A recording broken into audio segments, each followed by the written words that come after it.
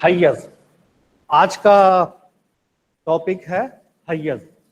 ابھی تک ہم لوگوں نے جو ہے فلاسفہ کی ڈیفینیشن وغیرہ پڑھی.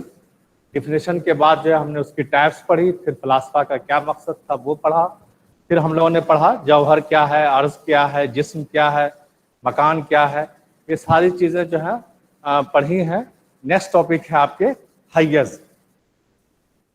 تھوڑا سا جو آواز میں ڈسٹربنس ہوگا کیونکہ بغل میں کنسٹرکشن کا کام چل رہا ہے, تو اسی کی آواز آ رہی ہے, تو غور سے ذرا سا سنیے گا. اب حیز کس کو کہتے ہیں, اس کو لکھ لیتے ہیں. سب سے پہلے جسم کی ایک خاص وضع ہے,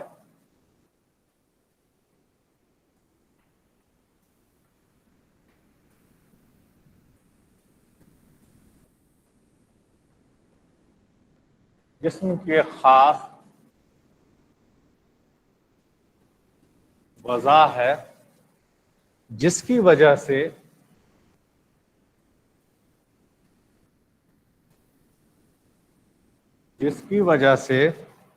حصی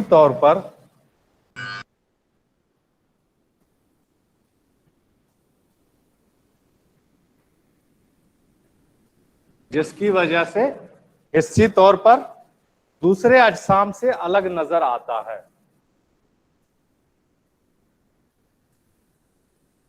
دوسرے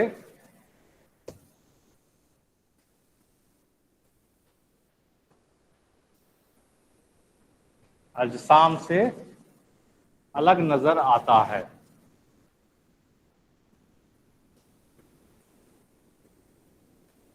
حیز کیا ہے؟ حیز جسم کی ایک خاص وضع ہے. وضع کہتے ہیں پوزیشن کو, نوٹ کر لیجئے. وضع کہتے ہیں پوزیشن کو. جسم کی یعنی باڈی کی ایک اسپیشل پوزیشن ہے جس کی وجہ سے حصی طور پر کا مطلب سینسیشنل طور پر, جس سے سینسیشن ہوتا ہے, حصی طور پر دوسرے اجسام سے الگ نظر آتا ہے. مطلب اجسام کہتے ہیں باڈیز کو, جسم کی جمع ہے اجسام, جسم کہتے ہیں باڈی کو, اور اجسام ہو گیا باڈیز. تو حیز کیا ہے؟ جسم کی ایک خاص وضع ہے, ایک خاص پوزیشن ہے جس کی وجہ سے حصی طور پر یہ دوسرے اجسام سے الگ نظر آتا ہے. مطلب باڈی کی ایک خاص پوزیشن ہے. حیز کیا ہے؟ باڈی کی ایک خاص پوزیشن ہے جس کی وجہ سے حصی طور پر یا سینسیشنل طور پر جو ہے وہ دوسرے اجسام سے الگ نظر آتا ہے. اسی پوزیشن کو, اسی خاص پوزیشن کو جو ہے ہم حیز کہتے ہیں. اس کو پھر سے ریپیٹ کرتے ہیں تاکہ لکھ لیجیے آسانی سے. جس حیز, اس کا پروننسیشن ہوگا حیز. جسم کی ایک خاص وضع ہے جس کی وجہ سے حصی طور پر دوسرے اجسام سے الگ نظر آتا ہے, اس کو ہم حیز کہتے ہیں. اب اسی میں ہے حیز طبعی.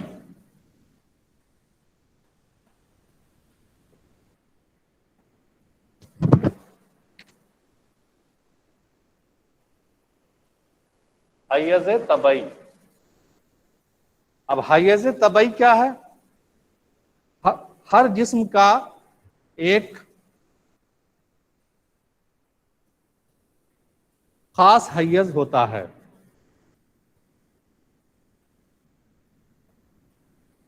ہر جسم کا ایک خاص حیز ہوتا ہے. ہر جسم کا ایک خاص حیز ہوتا ہے. اگر کوئی روکنے والا نہ ہو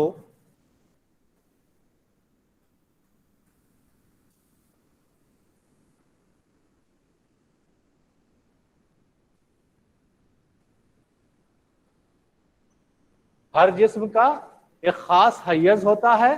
اگر کوئی روکنے والا نہ ہو تو ہر جسم کی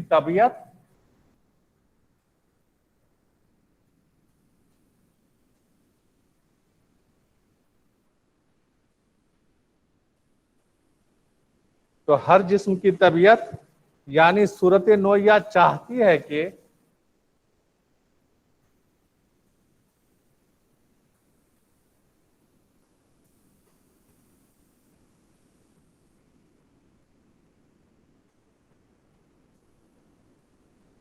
ہر جسم کی طبیعت یعنی صورت نوعیہ چاہتی ہے کہ اس کا خاص مکان ہو.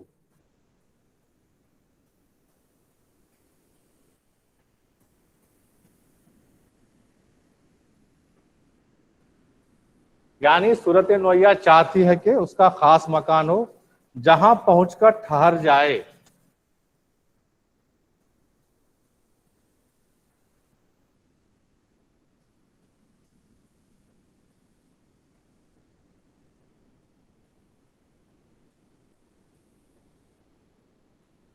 جہاں پہنچ کر ٹھہر جائے اور وہاں سے بغیر جبر کے نہ نکلے.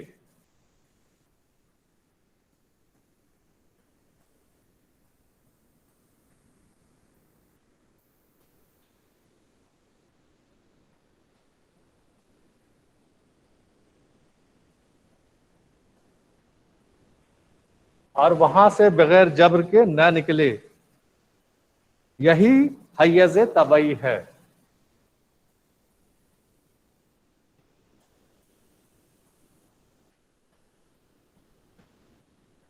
اور ڈسٹرب کر رہا آواز نہیں جا رہا. اچھا ٹھیک. ہر جسم کا ایک خاص حیز ہوتا ہے. اگر کوئی روکنے والا نہ ہو تو ہر جسم کی طبیعت یعنی صورت نوعیہ چاہتی ہے کہ اس کا خاص مکان ہو جہاں پہنچ کر ٹھہر جائے اور وہاں سے بغیر جبر کے نہ نکلے.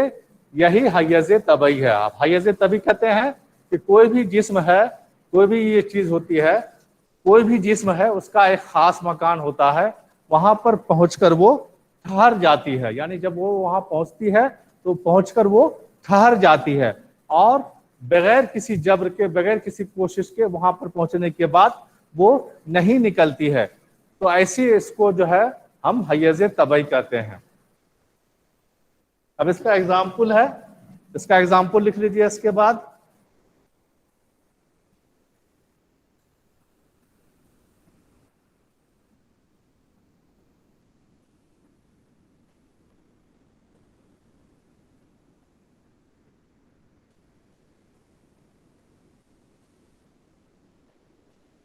اس کا ایگزامپل میں کیا ہے؟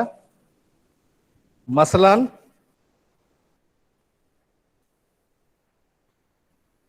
ہوا کو کسی چیز میں بند کرنے کے بعد, مثلاً ہوا کو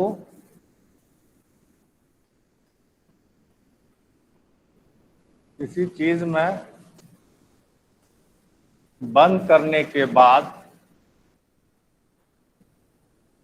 مثلاً ہوا کو کسی چیز میں بند کرنے کے بعد کھولو,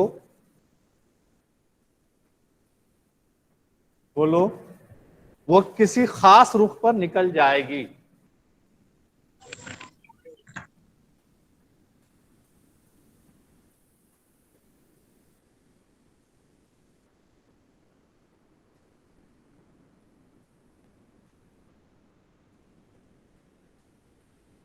مثلاً ہوا کو کسی چیز میں بند کرنے کے بعد کھولو, وہ کسی خاص رخ پر جو ہے نکل جائے گی.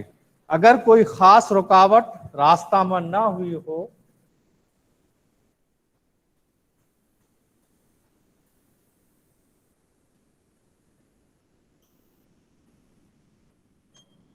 اگر کوئی خاص رکاوٹ راستہ میں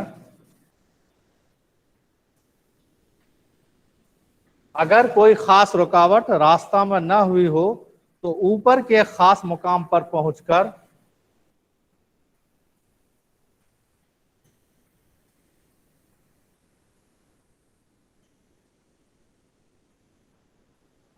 اوپر کے ایک خاص مقام پر پہنچ کر رک جائے گی.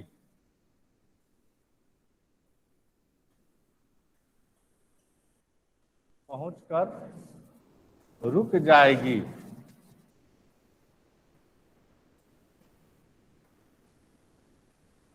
یعنی کرۂ ہوائی تک پہنچ کر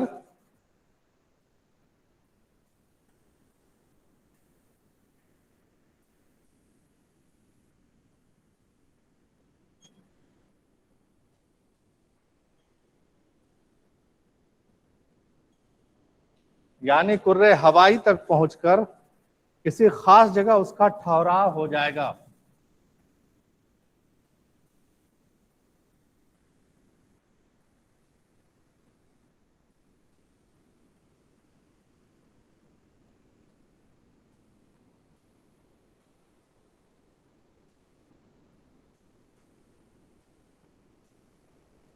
यानी कुर्रे हवाई तक पहुंचकर किसी खास जगह उसका ठहराव हो जाएगा, उससे आगे नहीं जाएगी।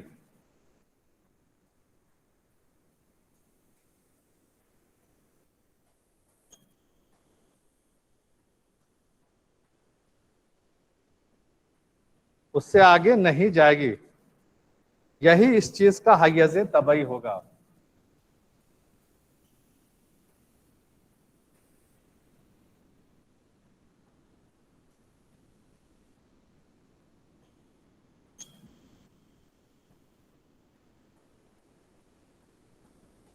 अब इसमें एग्जाम्पल दिया है कि हवा को किसी चीज में बंद करने के बाद जब हम खोलते हैं तो वो किसी खास रुख पर, किसी खास रुख कहते हैं, किसी खास सिमत, यानी हवा को कोई चीज में बंद किया, मिसाल के तौर पर फुटबॉल है, फुटबॉल में अगर हवा को हम बंद करते हैं फिर उसके बाद खोलते हैं तो एक खास रुख की तरफ, एक खास सिमत की तरफ वो जाती है। मिसाल के तौर पर अगर फुटबॉल की हवा हम खोलेंगे तो क्या होगा, वो ऊपर की तरफ जाएगी। ऊपर की तरफ जाने के बाद एक खास मुकाम पर पहुंचकर वो रुक जाएगी, उससे आगे नहीं बढ़ेगी। यानी कुर्रे हवाई तक पहुंचकर किसी खास जगह उसका ठहराव हो जाएगा और उससे आगे नहीं जाएगी। तो यही चीज जो है ये हैयज तबई होगा। मतलब वहां पे, मतलब जैसे ही हवा को, या बैलून है, बैलून को अगर आप पिंच करेंगे तो क्या होगा, उससे बहुत तेजी के साथ हवा निकलती है। हवा निकलने के बाद यही हवा ऊपर की जानिब जाती है। ऊपर की जानिब जाने के बाद एक खास लेवल पर, एक खास मुकाम पर पहुंचकर यह हवा रुक जाती है और उससे आगे नहीं जाती है। तो इसी को हम हैयज तबई कहते हैं। इसको फिर से लिख लीजिए। मसलन हवा को किसी चीज में बंद करने के बाद खोलो, वो किसी खास रुख पर निकल जाएगी, और अगर कोई खास रुकावट रास्ता में ना हुई हो तो ऊपर की एक खास मुकाम पर पहुंचकर रुक जाएगी। यानी कुर्रे हवाई तक पहुंचकर किसी खास जगह उसका ठहराव हो जाएगा, उससे आगे नहीं जाएगी। यही इस चीज का हैयज तबई है।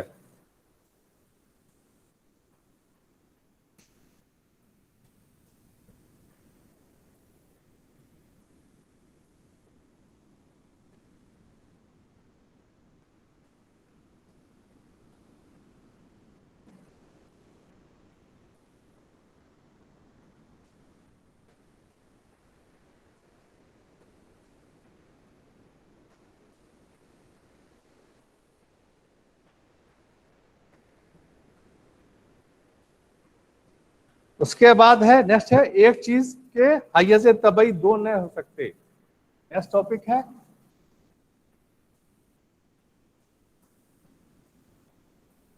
एक चीज के हैयज तबई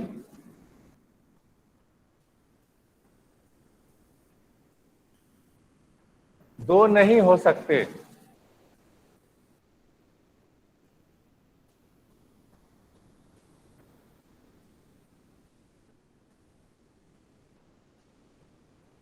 उसमें क्या है, इसमें यह है कि हैयज तबई वही होता है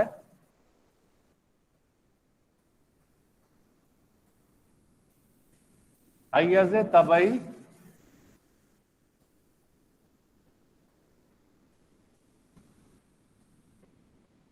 हैयज तबई वही होता है जिस पर पहुंचने के बाद कोई चीज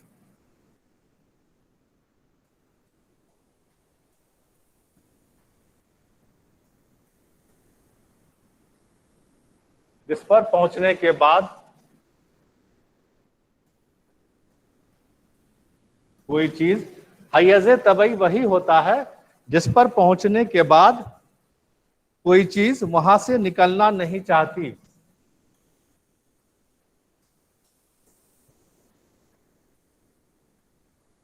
जिस पर निकलने के बाद कोई चीज वहां से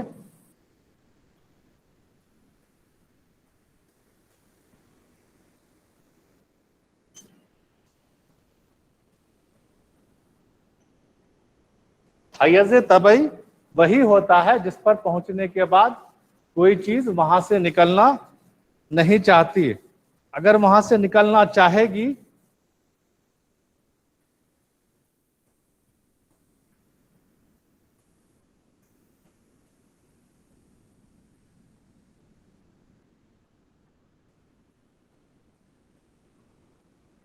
اگر وہاں سے نکلنا چاہے گی تو وہ چیز وہ حیز طبعی نہیں ہوگا.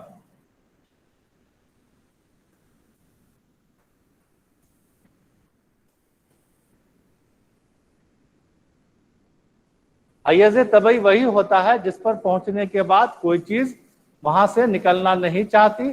اگر وہاں سے نکلنا چاہے گی تو وہ حیز طبعی نہیں ہوا. کیا مطلب ہوا؟ مطلب یہ ہے کہ حیز طبعی وہ چیز کہلائے گی جو کسی ایک خاص مقام پر پہنچ کر وہاں رک جاتی ہے اور وہاں سے پہنچ کر خود بخود وہاں سے نکلنا نہیں چاہتی، بلکہ اس کو جبری طور پر، جبری کہتے ہیں زبردستی طور پر، اس کو کھینچ کے جب تک نہ نکالا جائے وہ چیز وہاں سے نہیں نکلتی ہے. اگر وہ چیز اپنے آپ نکل جائے گی تو وہ حیز طبعی نہیں ہوگا، بلکہ وہ عارضی حیز ہوگا یا حیز قصری ہوگا. لیکن حیز طبعی تبھی کہلائے گا جب وہ چیز ایک خاص مقام پر پہنچنے کے بعد وہاں سے خود بخود نہیں نکلے گی، بلکہ زور و زبردستی کرنے کے بعد اس کو وہاں سے نکالا جائے گا. جب زور و زبردستی کرنے کے بعد اس کو وہاں سے نکالا جائے گا تو وہی چیز حیز طبعی کہلائے گی. اگر اپنے آپ نکل جائے گی، مطلب زور زبردستی کرنے کی ضرورت نہیں بھی، تو وہی چیز جو ہے آپ کے حیز عارضی یا قصری ہوگی. اسی کو آگے لکھا ہے، بلکہ عارضی اور قصری حیز ہوگا.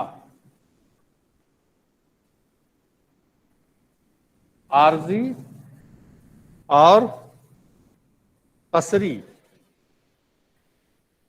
حیز ہوگا.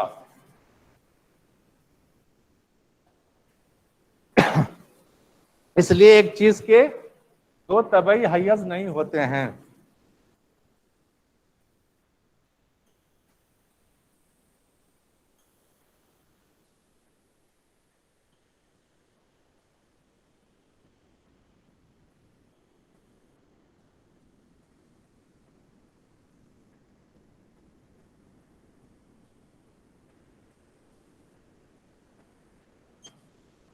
اس لیے ایک چیز کے دو طبعی حیز نہیں ہوتے ہیں. مطلب یہ ہے کہنے کا کہ طبعی حیز جو ہوگا وہ ایک ہی ہوگا، ایک چیز کی دو طبعی حیز نہیں ہوتے ہیں. نیکسٹ ہے آپ کے، یہ حیز ختم ہو گیا. نیکسٹ ہے آپ کے شکل.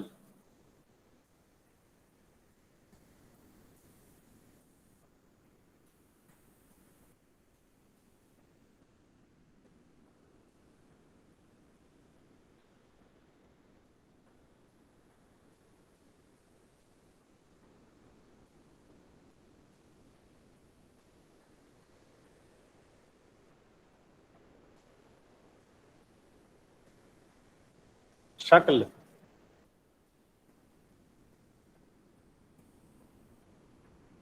نیکسٹ ٹاپک ہے شکل. اب شکل کیا ہے؟ دنیا کی ہر چیز محدود ہے.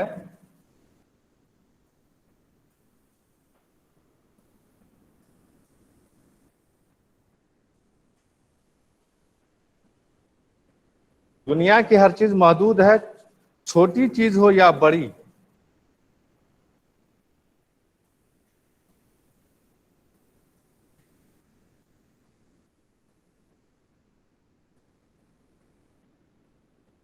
دنیا کی ہر چیز محدود ہے، چھوٹی چیز ہو یا بڑی، اس کی ایک حد ہوتی ہے.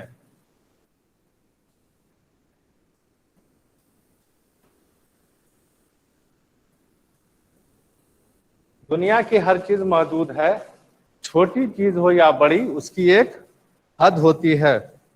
اس حد بندی سے اس کی ایک خاص حیت پیدا ہوتی ہے.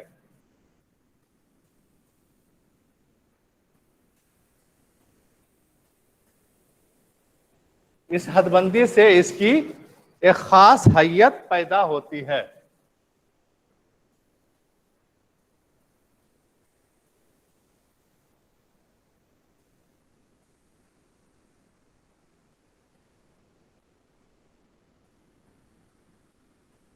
اس حد بندی سے اس کی ایک خاص حیت پیدا ہوتی ہے، اسی حیت کو شکل کہتے ہیں۔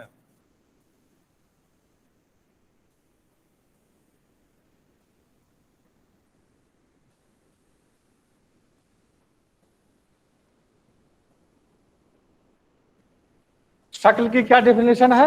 دنیا کی ہر چیز جو ہے کیا ہے؟ محدود ہے، لمیٹڈ ہے، چاہے وہ چھوٹی چیز ہو یا بڑی چیز ہو۔ مطلب دنیا میں جتنی بھی چیزیں پائے، جیسے مثال کے طور پر یہ جو ہے آپ کے مارکر ہے، مارکر کی کیا ہے؟ اس کی ایک لمٹ ہے، اس کا سائز لمبائی اتنا ہے، اس کی موٹائی اتنا ہے، اس کی جو ہے اس کے جو ہے پیچھے اتنا موٹا ہے، سامنے جو ہے اتنا پتلا ہے۔ ہر چیز کی ایک لمٹ ہوتی ہے، اس لمٹ کی وجہ سے اس کی ایک حیت بنتی ہے، اسی حیت کو ہم شکل کہتے ہیں۔ چاہے کوئی بھی کرسی ہے، ٹیبل ہے، انسان ہے، جانور ہے، سب کی جو ہے دنیا میں کوئی بھی چیز ہو، چاہے وہ چھوٹی ہو بڑی ہو، ہر چیز کی ایک لمٹ ہوتی ہے، وہ ہر چیز کی ایک لمٹ ہوتی ہے، وہ ایک حد بندی ہوتی ہے۔ اس حد بندی سے کیا ہے؟ اس کی ایک خاص حیت پیدا ہوتی ہے، ایک حد بندی سے اس کی ایک خاص حیت پیدا ہوتی ہے، اسی حیت کو شکل کہتے ہیں۔ تو شکل کی ڈیفینیشن میں کیا لکھنا ہے کہ دنیا کی ہر چیز محدود ہے۔ محدود کا مطلب لمٹ ہے، چھوٹی چیز ہو مطلب چاہے وہ اسمال تھنگ ہو، یا بڑی مطلب چاہے لارج ہو، بگ ہو یا اسمال ہو، اس کی ایک حد ہوتی ہے، اس کی ایک لمٹ ہوتی ہے، اس حد بندی سے اس کی ایک خاص حیت پیدا ہوتی ہے۔ مطلب جو اس کی حد بندی ہے اس سے ایک خاص حیت پیدا ہوتی ہے، اسی حیت کو ہم کیا کہتے ہیں؟ شکل کہتے ہیں۔ تو شکل کی ڈیفینیشن میں سیدھا سیدھا یہ لکھنا ہے کہ دنیا میں جتنی بھی چیز پائی جاتی ہے اس کی ایک خاص لمٹ ہوتی ہے، ایک خاص حد ہوتی ہے، اور اس حد بندی سے، اس خاص باؤنڈری سے یا اس خاص لمٹ سے کیا ہوتی ہے؟ اس کی ایک خاص حیت پیدا ہوتی ہے، اسی حیت کو ہم شکل کہتے ہیں۔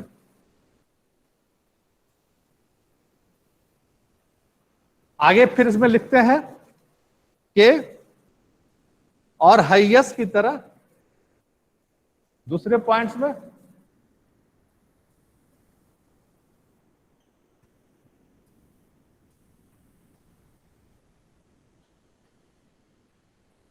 اور حیث کی طرح ہر چیز کی ایک طبعی شکل بھی ہونا ضروری ہے۔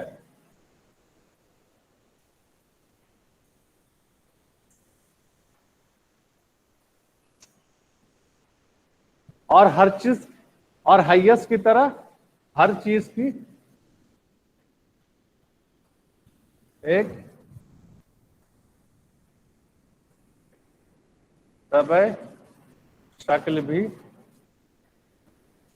ہونا، اور حیث کی طرح ہر چیز کی ایک طبعی شکل بھی ہونا ضروری ہے۔ اگر کوئی رکاوٹ نہ ہو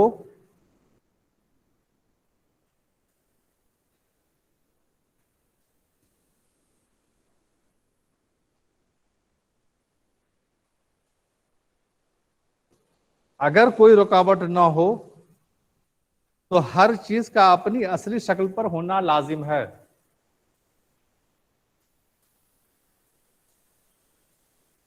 ہر چیز کا اپنی اصلی شکل پر، اگر کوئی رکاوٹ نہ ہو تو ہر چیز کا اپنی اصلی شکل پر ہونا لازم ہے،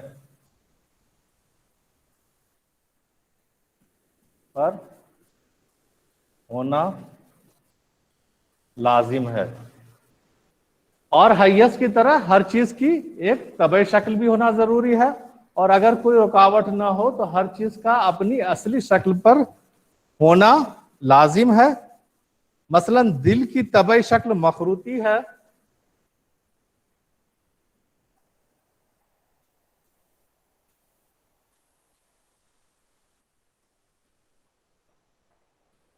مثلا دل کی طبعی شکل مخروطی ہے، مثلا دل کی طبعی شکل مخروطی ہے،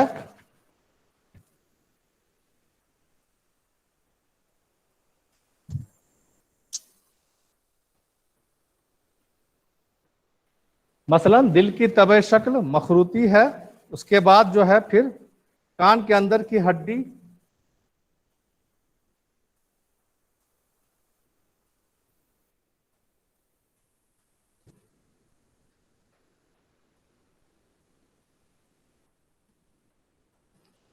کان کے اندر کی ہڈی تبن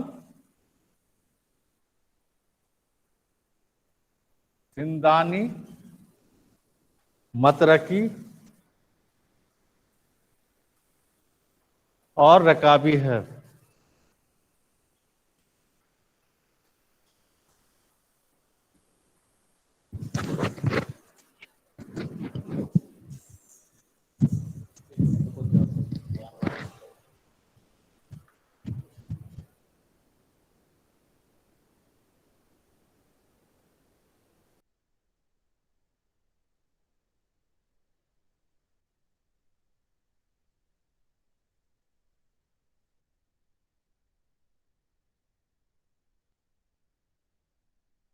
اس میں کیا ہے، دنیا کی ہر چیز محدود ہے، چھوٹی چیز ہو یا بڑی اس کی ایک حد ہوتی ہے، اس حد بندی سے اس کی ایک خاص حیت پیدا ہوتی ہے، اسی حیت کو شکل کہتے ہیں. اب شکل کی ڈیفینیشن میں کیا ہے کہ دنیا کی جتنی چیز ہے چاہے وہ چھوٹی ہو بڑی ہو، سب کی ایک لمٹ ہوتی ہے، اور اس لمٹ کی وجہ سے کیا ہوتی ہے کہ اس کی ایک خاص شکل میں کوئی بھی چیز ہو، ٹیبل ہے، کرسی ہے، انسان ہے، جانور ہے، گھر ہے، در و دیوار ہے، سب کی ایک خاص لمٹ ہوتی ہے، اس لمٹ سے اس کی ایک خاص حیت بنتی ہے، اسی حیت کو جو ہے ہم شکل کہتے ہیں.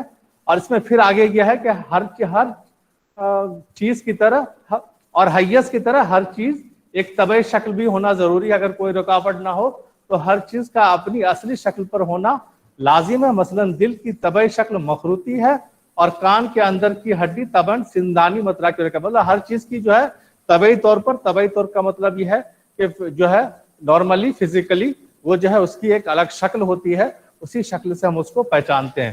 تو یہ ہو گیا آپ کے شکل کی. نیکسٹ ہے حرکت و سکون. اس کو پھر سے ریپیٹ کرتے ہیں تاکہ یہ کوشچن آتا ہے اکثر. دنیا کی ہر چیز ایک لمٹ ہے، محدود ہے، چھوٹی چیز ہو یا بڑی اس کی ایک حد ہوتی ہے، اس حد بندی سے اس کی ایک خاص حیت پیدا ہوتی ہے، اسی حیت کو ہم شکل کہتے ہیں. اور حیت کی طرح ہر چیز کی ایک طبعی شکل بھی ہونا ضروری ہے. اگر کوئی رکاوٹ نہ ہو تو ہر چیز کا اپنی اصلی شکل پہ ہونا لازم ہے. مثلا دل کی طبعی شکل مخروطی ہے، کان کے اندر کی ہڈی تبن سندانی متراکی اور سندانی کہتے ہیں جس پہ وہ گھنٹی وغیرہ لگتا ہے، اور مترکی کہتے ہیں اس کو ہتھوڑے کو.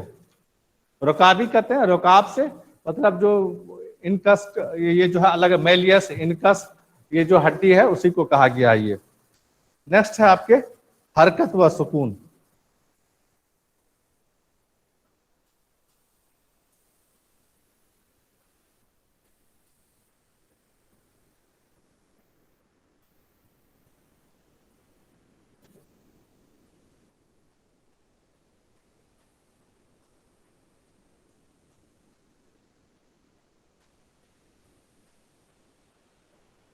حرکت و سکون. نیکسٹ ٹاپک ہے حرکت و سکون. اور حرکت سکون میں اگر کسی چیز میں کسی امر کی قابلیت ہو،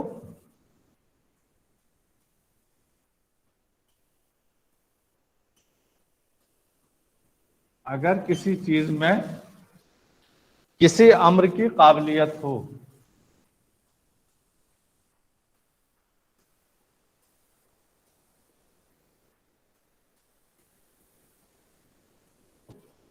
اگر کسی چیز میں کسی امر کی قابلیت ہو، قابلیت تو ہو، پہلے اس کو لکھیے، قابلیت تو ہو،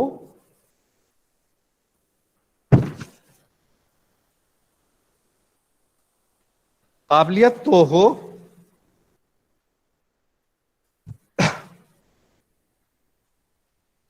لیکن اس قابلیت کا ظہور نہ ہو.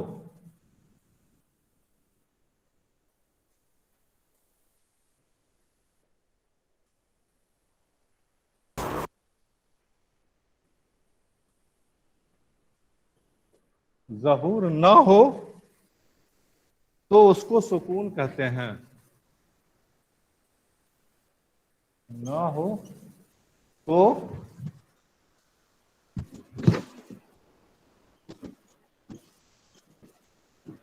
उसको सुकून कहते हैं। अगर किसी चीज में किसी अमर की काबिलियत तो हो लेकिन उस काबिलियत का ज़हूर ना हो तो उसको सुकून कहते हैं। देखिए आमतौर पर क्या होता है कि हरकत और सुकून जो आम जबान में कहा जाता है कि अगर किसी चीज में कोई मूवमेंट हो रहा है तो उसको हम हरकत कहते हैं, और अगर सुकून है कोई मूवमेंट नहीं है तो उसको सुकून कहते हैं। मिसाल के तौर पर आप चुपचाप बैठे में हाथ पांव वगैरह नहीं हिलाए हुए तो आप सुकून में है, या आप कुछ बोल नहीं रहे हैं कुछ सोच नहीं रहे तो आपका जहन सुकून में है। अगर आप चलते फिरते हैं तो ये हरकत हुआ। इसी तरह से ब्लैक बोर्ड है ये अपनी जगह फिक्स है तो ये सुकून की हालत में है।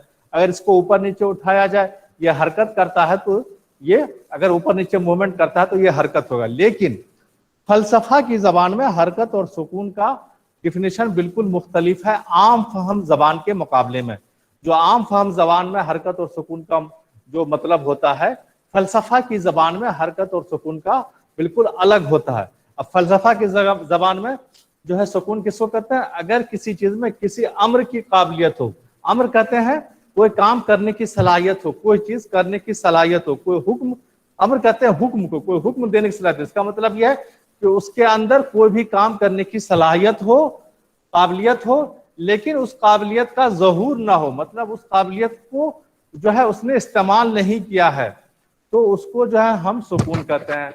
अब इसमें जैसे उन्होंने एग्जाम्पल में कहा है कि अगर कोई इंसान जाहिल है लेकिन उसके अंदर आलिम बनने की सलाहियत है। अगर कोई इंसान जाहिल है, पढ़ा लिखा नहीं है, लेकिन उसके अंदर जो काबिलियत है वो आलिम बनने की काबिलियत है। आलिम से मुराद पढ़ा लिखा होने की काबिलियत है। लेकिन काबिलियत के होने के बावजूद अगर वो नहीं पढ़ा है तो इसका मतलब है कि वो सुकून की हालत में। फलसफा की जबान में ये हुआ। दूसरा एग्जाम्पल इस तरह से उन्होंने दिया है कि जैसे बच्चा है, अगर बच्चा जो है, बच्चा में क्या होता है, बढ़ने की काबिलियत है, लेकिन अगर वो काबिलियत का ज़हूर ना हो, मतलब बच्चा नहीं बढ़े, तो इसका मतलब ये हुआ कि बच्चा सुकून की हालत में है। लेकिन अगर इस काबिलियत का क्या हुआ, इजहार हो गया, मतलब बच्चा बढ़ने लगा, तो उसको हम क्या कहते हैं, हरकत कहते हैं। तो फलसफा की जबान और आम फहम जबान में बिल्कुल मुख्तलिफ है इसका डिफिनेशन। हालांकि कुछ एग्जाम्पल ऐसे हैं जो भी आम फहम जबान, जैसे मिसाल के तौर पर एक एग्जाम्पल है कि ट्रेन स्टेशन पे खड़ी है, अगर वो ट्रेन के अंदर, हालांकि ट्रेन के अंदर ये काबिलियत है कि वो चल करके स्टेशन से बाहर निकल जाएगी, लेकिन अगर वो नहीं चलती है, खड़ी है, तो वो सुकून की हालत में है। अगर वो चल करके बाहर निकल जाए तो वो जो है फिर वो हरकत की हालत में है। तो ये जो है फलसफा की जबान में सुकून कहते हैं अगर किसी चीज में किसी अम्र की काबिलियत तो हो लेकिन उस काबिलियत का ज़हूर ना हो तो उसको हम सुकून कहते हैं। ये इसका डिफिनेशन हो गया फलसफा की जबान में। एग्जाम्पल में दे दीजिएगा कि सबसे बेस्ट एग्जाम्पल है, अगर कोई इंसान जाहिल है, उसके अंदर उसको आलिम बनने की सलाहियत मौजूद है या पढ़ा लिखा होने की सलाहियत मौजूद है, लेकिन फिर भी वो नहीं पढ़ पाया, तो इसका मतलब कि वो इंसान सुकून की हालत में है। फिर इसी में इसके नीचे हरकत का है, अगर काबिलियत अदम से निकलकर वजूद में आ रही हो।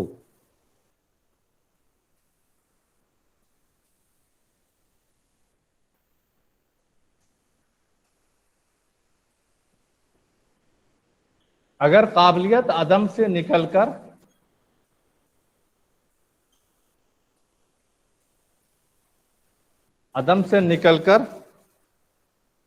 वजूद में आ रही हो।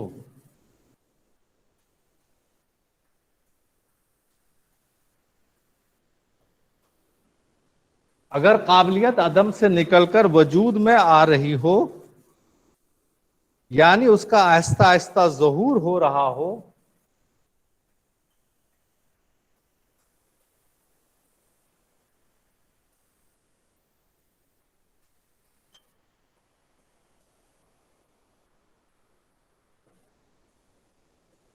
ज़हूर हो रहा हो।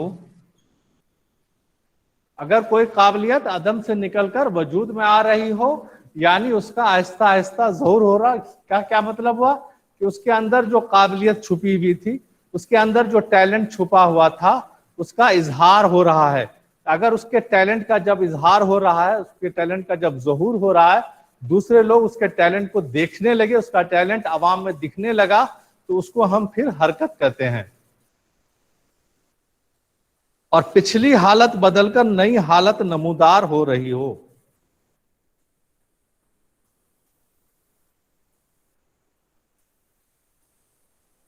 और पिछली हालत बदलकर नई हालत नमूदार, और पिछली हालत बदलकर नई हालत नमूदार हो रही हो, तो उसको हरकत कहा जाता है।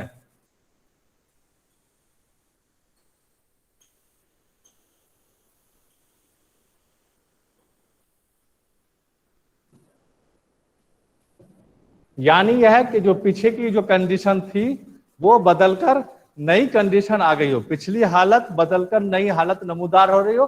इसका इस सेंटेंस का मतलब ये हुआ कि जो पीछे की पहले की जो कंडीशन थी उसमें कंडीशन में चेंज होकर के एक नई कंडीशन बन रही। जैसे पीछे वो जाहिल था, पढ़ लिख नहीं पाता था, लेकिन अब वो पढ़ने लिखने लगा, उसके अंदर जो पढ़ने लिखने की सलाहियत थी वो सलाहियत जो है अब उसके अंदर पैदा हो गई है। तो उसके अंदर वो सलाहियत निखार आ रहा है, उसके अंदर वो पढ़ने लिखने लगा। तो क्या हुआ कि पहले जो कंडीशन थी वो क्या थी, जहालत की कंडीशन थी, बाद में फिर वो पढ़ा लिखा हो गया, वो दूसरी कंडीशन आ गई, तो उसी को हम क्या कहते हैं, हरकत कहते हैं। अब जो है ऐसा कुछ एग्जाम्पल है उसको लिख देते हैं, तो ये आसानी से समझ, जो एग्जाम्पल वही एग्जाम्पल है जो मैंने बताया, उसी को लिख देते हैं, तो फिर ये आसानी से समझ में आ जाएगा।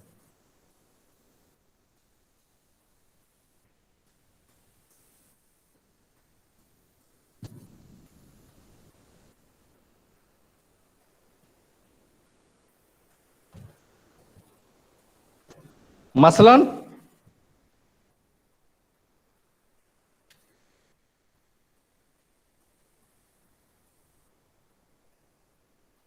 मसलन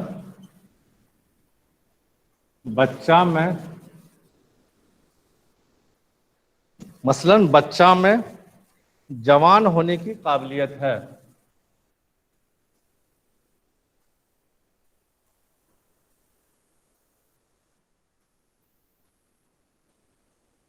मसलन बच्चा में जवान होने की काबिलियत है,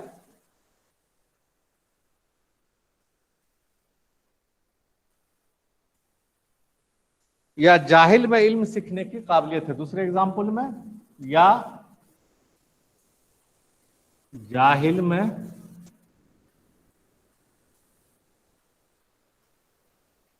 इल्म सीखने की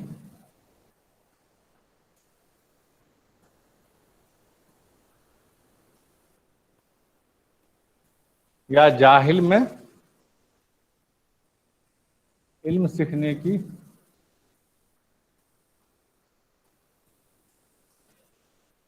मसलन बच्चा में जवान होने की काबिलियत है या जाहिल में इल्म सीखने की काबिलियत है। रेलगाड़ी स्टेशन पर खड़ी है,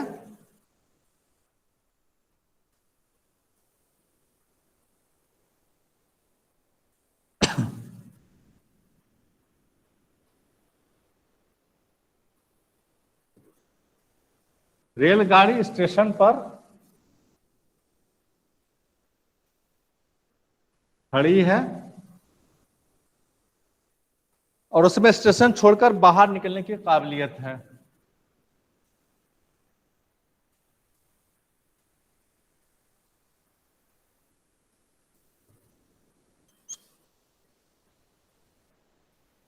उसमें स्टेशन छोड़कर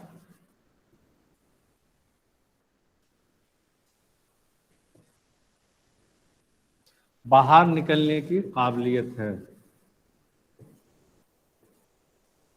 मसलन बच्चा में जवान होने की काबिलियत है या जाहिल में इल्म सीखने की काबिलियत है। रेलगाड़ी स्टेशन पर खड़ी है और उसमें स्टेशन छोड़कर बाहर जाने की काबिलियत है। बस बच्चा का आहिस्ता आहिस्ता जवान होना,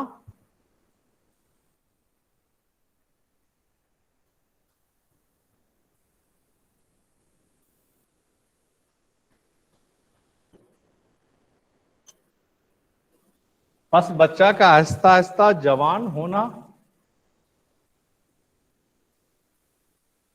जाहिल का धीरे धीरे आलिम बन जाना,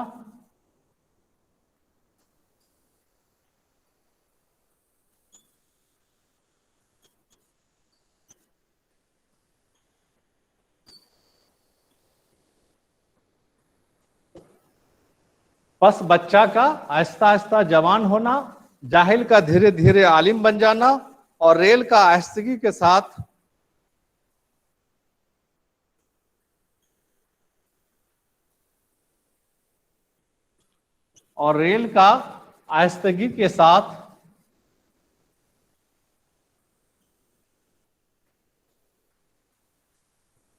स्टेशन से बाहर निकल जाना,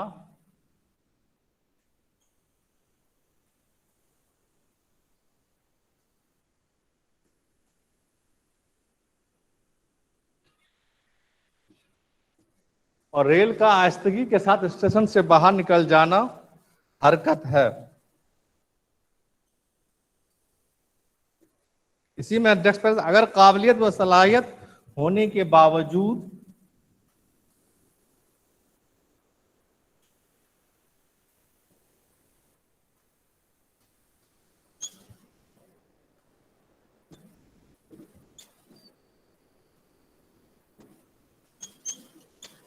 अगर काबिलियत व सलाहियत होने के बावजूद इन चीजों का ज़हूर ना हो,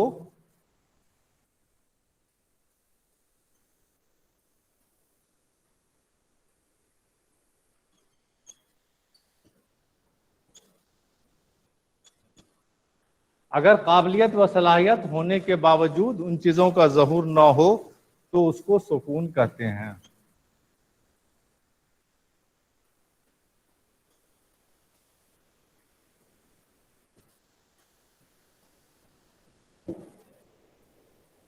अब इसमें एग्जाम्पल है, 2-3 एग्जाम्पल दिया है, इसको जल्दी जल्दी समझ लीजिए।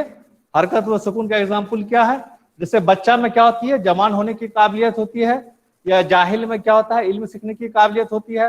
या मिसाल की तीसरी मिसाल है, रेलगाड़ी स्टेशन पे खड़ी है और इसमें स्टेशन छोड़कर बाहर जाने की काबिलियत है। तो अगर बच्चा जो है आहिस्ता आहिस्ता जवान हो गया, या जाहिल का धीरे धीरे आलिम बन जाना, या रेलगाड़ी का आहिस्तगी के साथ स्टेशन से बाहर निकल जाना, ये चीज हरकत हो गई।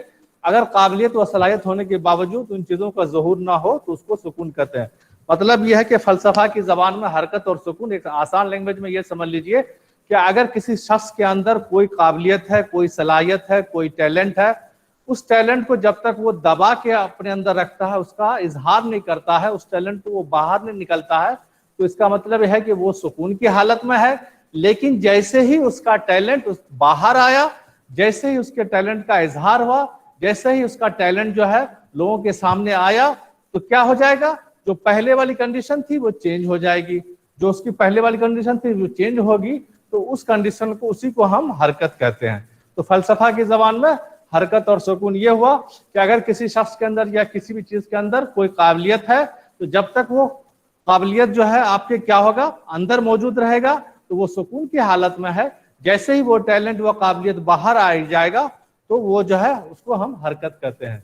आज इतना ही, इसी का कंटिन्यूशन इंशाअल्लाह ताला आगे जो है फिर नेक्स्ट लेक्चर में सैटरडे में हम आपको देंगे। ठीक है,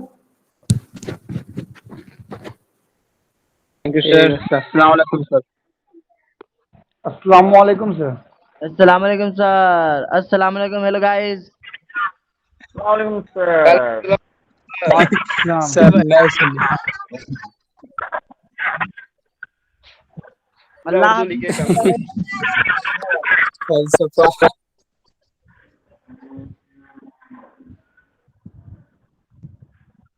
उर्दू ही पढ़ना लगता है।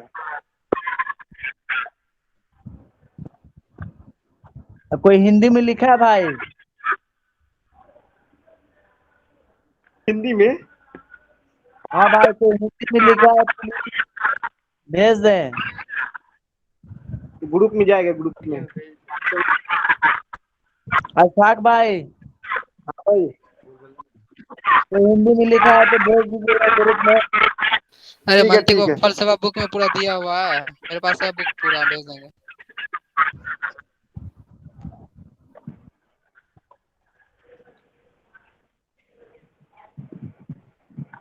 कौन सा बुक है फैज?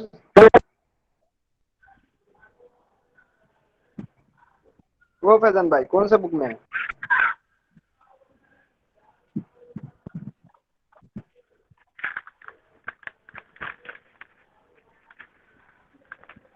मंतिक व फलसफा बुक जो है उसी में है, पेज नंबर 55 में।